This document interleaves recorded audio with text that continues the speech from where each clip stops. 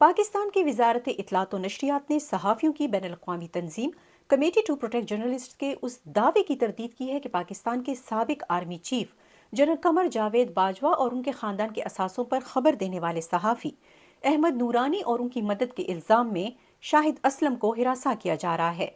Information की वजीर मरियम औरंगजेब के दफ्तर से जारी होने वाले इस बयान में कहा गया है कि सहाफ़ियों को हिरासा करने का दावा बिल्कुल बेबुनियाद और गलत है। इससे पहले जलावतन पाकिस्तानी सहाफ़ी अहमद नूरानी ने वॉइस ऑफ अमेरिका से बात करते हुए ये कहा था कि साबिक army chief general Qamar Javed Bajwa और उनके खानदान के असासों और टैक्स गोशवारों पर खबर देने पर एक चालान में उन्हें इश्तिहारी मुजरिम करार दिया गया है।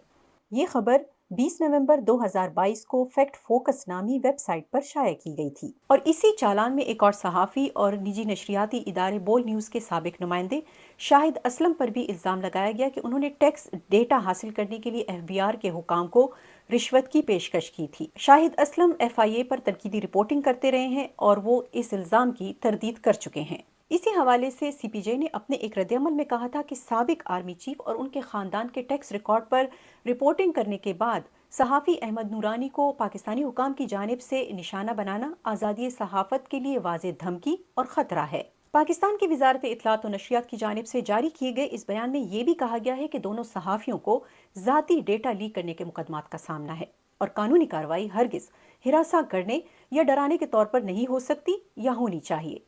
Nilofar Mughal, voice of America, Washington.